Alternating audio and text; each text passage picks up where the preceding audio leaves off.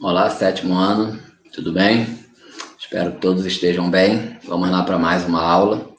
Na aula anterior, a gente deixou algumas questões para vocês resolverem.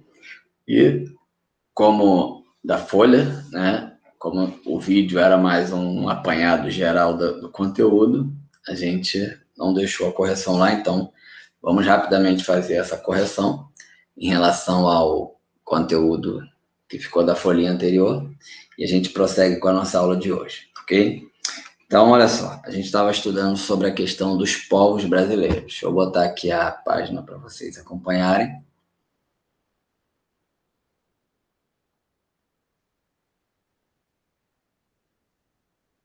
Bom, a gente estava vendo sobre a questão da formação do povo brasileiro, além de outros aspectos que a gente viu anterior a isso. A gente fez um apanhado geral e falamos também da formação do povo brasileiro. E as questões que foram na folhinha estavam tratando dessa formação do povo brasileiro. A gente lembra que o povo brasileiro é miscigenado, né? Existe uma grande miscigenação aqui. Isso é uma característica do povo brasileiro, né? Considerado aí o povo mais miscigenado do mundo, que tem mais mistura, que é mais mesclado com culturas diferentes. Então, existe essa miscigenação. Mas existem três povos que estão na base da formação dessa população brasileira. Entre esses três povos, está destacado aqui, ó, vou destacar, né? Tem os indígenas, os europeus e os africanos. Os indígenas, que já estavam aqui no nosso território quando chegaram os colonizadores, os europeus, que são os colonizadores, ou que foram, né, os colonizadores, e os africanos, que depois foram trazidos para servir de mão de obra. Em relação a esses três povos, a gente tinha as questões, a primeira falando sobre qual o povo que já estava aqui quando os colonizadores chegaram. Então, os indígenas, né? A segunda questão estava pedindo para que você citasse os três povos. Então, quais são esses três povos? Indígenas, europeus e africanos. E a terceira questão está relacionada ao povo africano, que veio trazido para cá para servir de mão de obra e, ao ser escravizado, esse povo, ou essas pessoas que compunham esse povo, né, eles foram maltratados, colocados para fazer trabalho forçado, e isso fazia com que eles quisessem fugir de todos esses maltratos e o trabalho forçado que era ruim para eles. Então, quando eles conseguiam fugir, eles se embrenhavam no meio da mata e ali formavam um ambiente que eles pudessem sobreviver. E ali, quando outros se encontravam, eles conseguiam fazer ali uma forma de se alojar, se esconder. Então, esses esconderijos, esses lugares onde os presos, os escravos que fugiam dos maltratos se encontravam ou habitavam ali, passou a ser chamado de quilombo. Hoje, com o passar do tempo, a escravidão foi eliminada, né? Acabou, e esses povos que formavam esses ambientes para que eles conseguissem sobreviver no meio da mata, que a princípio eram esconderijos, e chamava-se quilombo, passou a formar algumas comunidades, chamadas de comunidade quilombola. Então, a terceira questão está perguntando isso. Atualmente, como são chamados os agrupamentos formados por ex-escravos que fugiam do trabalho forçado e de maus tratos? Essas comunidades, como eu falei no início, eram chamadas de quilombos, atualmente são chamadas de comunidades quilombolas, ok? Que aí são os descendentes dos povos que foram escravizados, fugiram para esses lugares, e aí mesmo assim ganharam a autonomia da sua comunidade, ok? Então vamos para a aula de hoje, vamos para a página 340, quem tiver aí o livro já pode acompanhar. Vamos lá, página 340.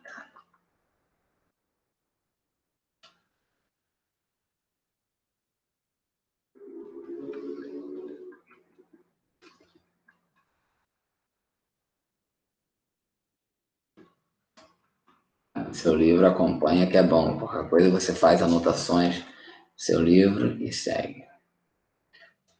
Vamos lá, vamos ler esses trechinhos aqui e a gente vai acompanhando aí o que precisa para a gente fazer as próximas questões, né? A gente vai estar dando continuidade aí à questão da população e agora vai estar falando sobre o crescimento da população. O Brasil pode ser, só lendo o título aí, a população brasileira cresce. O Brasil pode ser considerado um país populoso, visto que ocupa a quinta posição entre os 10 países mais populosos do planeta. Então, o Brasil é o quinto país mais populoso do mundo.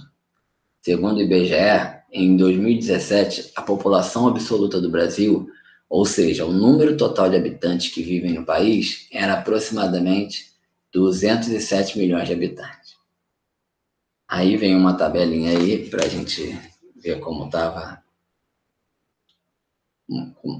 estavam os países mais populosos. A gente vai pular para outra página para a gente ver sobre o crescimento, que é o que a gente quer focar aqui, independente do exemplo ali. Então, ao longo do tempo, a população brasileira apresentou uma evolução do crescimento populacional. Olha essa tabela aqui. Vou aumentar para que você possa visualizar melhor. Quem tiver o livro pode acompanhar, 341. Então, olha aqui, ó. Aqui está por ano, né? Aqui inicia o século XX e vai até aqui. Porém, mesmo no início do século XXI, né, que aí já é 2010, 2017, a população ainda continua crescendo. O ritmo está menor, mas ainda continua crescendo. Então, dentro desse período, houve um crescimento significativo. Aqui, ó, 9 para 14, cresceu 5 milhões, já que aqui o resultado está em milhões, né? De 1890 para 2000, cresce aí em torno de 3 milhões, e a partir daqui, ó, de 17 para 30, são 15, daqui para cá 10, daqui para cá mais 30 aproximadamente.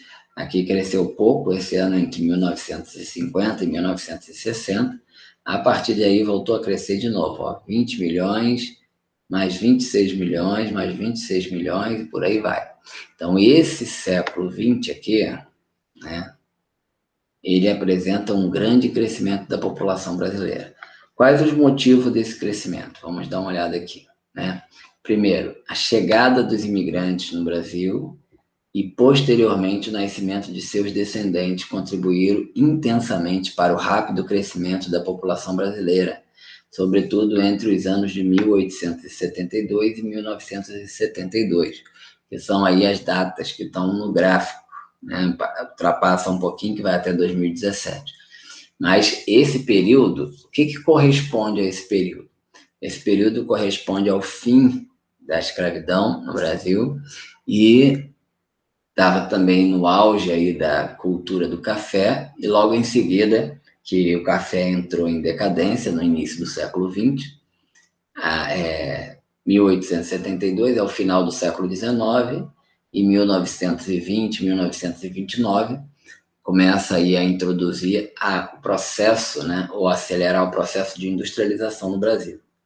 Então, esse período é onde eles precisavam de mão de obra, e a mão de obra que era escrava estava deixando de trabalhar à força. E aí, para ter mão de obra qualificada, os governantes brasileiros incentivaram que os imigrantes europeus, que já tinham uma prática, principalmente na questão da indústria, né, no final do século XIX, eles estavam eliminando a questão da escravidão. E aí eles também estavam interessados por mão de obra qualificada, que soubesse fazer a atividade e já tivesse aí um aperfeiçoamento. Então eles começaram a incentivar a vinda desses imigrantes para o Brasil. E depois, com o processo de industrialização, eles incentivaram também a vir por causa da mão de obra mais qualificada. Então, os imigrantes tiveram incentivo nesse período para vir para o Brasil, né? Principalmente para servir de mão de obra qualificada ou mão de obra paga, que a escravidão estava sendo abolida, né? Nesse período aí estava já começando a ser diminuída. E o outro fator que fez o crescimento da população, que apesar da diminuição de imigração para o Brasil, o Censo Demográfico de 1950 comprovou que ainda nesse período a população brasileira crescia em ritmo acelerado. Isso ocorreu em razão do seu elevado, vamos marcar que é elevado, crescimento natural, que foi intenso durante o século XX, ok? Então, de todo esse período apresentado aí, a gente vê que houve crescimento da população, tanto pelos fatores de vir imigrantes, né, vindo pessoas de outros países, como também pelo fator de crescimento natural. O crescimento natural é diferente de você falar que a população cresce, porque quando vem imigrante não é natural dali, né? Saiu de um local e foi para o outro.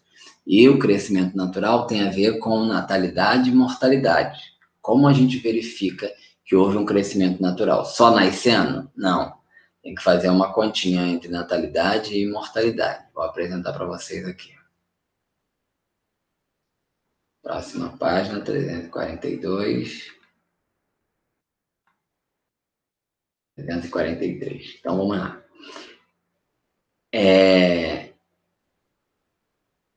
O crescimento natural... Deixa eu botar aqui só a conta para a gente adiantar. Crescimento natural aqui. Crescimento natural significa taxa de natalidade, ou seja, eu pego quantos nasceram, vejo o número de que nasceram, diminuo pelo número dos que morreram. Porque se nasceram 1.000 pessoas e morreram 900, a população não tem como crescer 1.000. Vai crescer só 100, porque morreu uma parte. Então, eu pego a taxa de natalidade menos a taxa de mortalidade.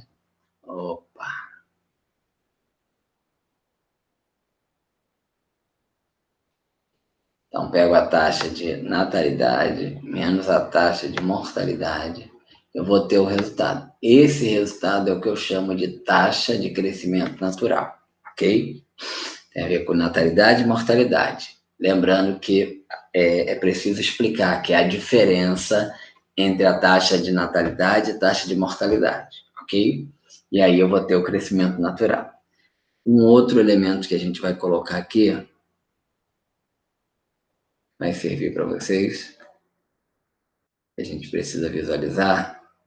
Todos esses dados da população, eles são apresentados principalmente num gráfico chamado aí de pirâmide etária. Vamos chegar lá.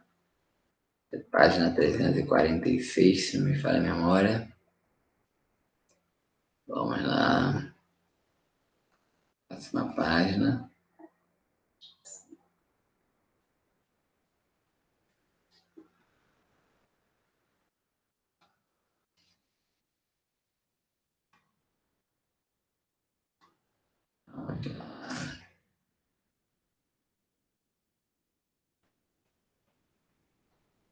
Ainda não. Vamos ver, 349. Vai comparando aí. Show. 348. Né? Primeiro eu vou ler para vocês saberem. Pirâmide etária.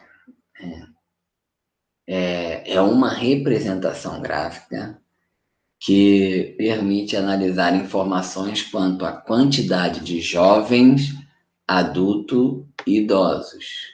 Isso significa faixas etárias, por isso que é uma pirâmide etária.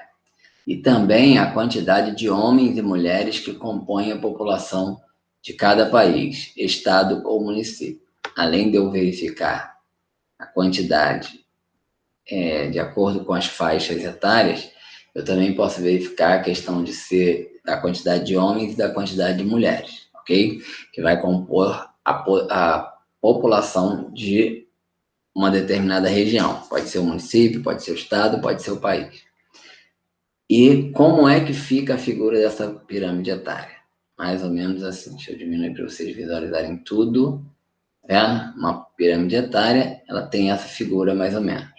Essa aqui é de 2015, está relacionada ao Brasil. E ela tem aqui, ó, na primeira faixa, a gente tem os jovens, na segunda, os adultos, na terceira, os idosos, né? Ou pode botar de cima para baixo, como está aqui, 1, 2, 3. Então, na pirâmide, na parte de baixo da pirâmide, primeira faixa, que são os jovens, eu tenho de 0, vou botar aqui para ver se vai, 0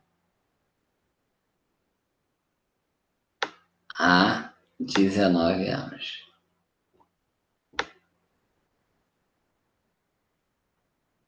Na segunda faixa, eu tenho de 20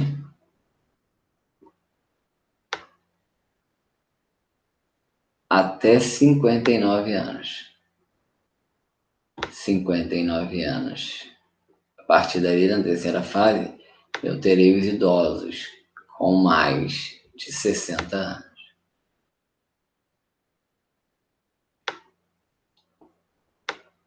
Né, que é o que a gente chama de terceira idade. Então, eu tenho 3 grupos etários, ou seja, grupos divididos por idade: jovens, adultos e idosos. E a pirâmide vai se organizar dessa maneira. Essa pirâmide aqui, por exemplo, deixa eu apagar aqui essa que eu marquei. Essa pirâmide aqui apresenta um grande número de idosos, principalmente mulheres. Aqui, ó. Aqui é a referência. Em relação aos homens, tem um número grande de idosos também, mas não é tão grande quanto o das mulheres. Em relação à base da pirâmide, eu vejo se tem muita gente nascendo, quando isso aqui está muito cheio, e a fase adulta eu vejo se tem muita gente para trabalhar. Lembrando que a fase idosa é a idade que se aposenta, então se eu tiver muito, eu tenho muita gente para se aposentar ou que vive de aposentadoria, ok? Então essa é a pirâmide etária. Quais são as questões que a gente tem que fazer? E já vai deixar corrigido aqui, que você já pegou a folhinha, acredito que você já fez tudo. Primeiro, o que é crescimento natural? É a diferença entre a taxa de natalidade e a taxa de mortalidade. Ou seja, eu diminuo o número de natalidade pelo número de mortalidade. O resultado é meu crescimento natural. Segunda questão, o que é uma pirâmide etária? Na pirâmide etária, é uma representação gráfica de uma determinada população que vai apresentar os grupos de pessoas dividido aí entre jovens, adultos e crianças, jovens, adultos e idosos, e também vai dividir aí, ou separar, ou informar a quantidade de homens e a quantidade de mulheres, dentro desses aspectos das faixas etárias, ok? Então, é um gráfico que apresenta as informações de uma população dividindo ou organizando entre faixas etárias, jovens, adultos e idosos, e também pode apresentar informações quanto à diferença da população, né, a quantidade entre homens e mulheres, ok? E a última questão que ficou aí para vocês fazerem é que, considerando o crescimento populacional no Brasil, no século XX, quais foram os principais motivos para o crescimento contínuo da população? Então, qual foi o principal motivo que fez a população crescer? Os imigrantes ou o crescimento natural? Como nós lemos aí no livro, tanto os imigrantes, né, a chegada de muitos imigrantes, quanto o crescimento natural, os dois contribuíram para que aumentasse o número da população brasileira, para que ela continuasse crescendo, principalmente nesse período aí do século XX, como foi apresentado, ok? Então, por hoje é só. Até a próxima aula. Um abraço para todos.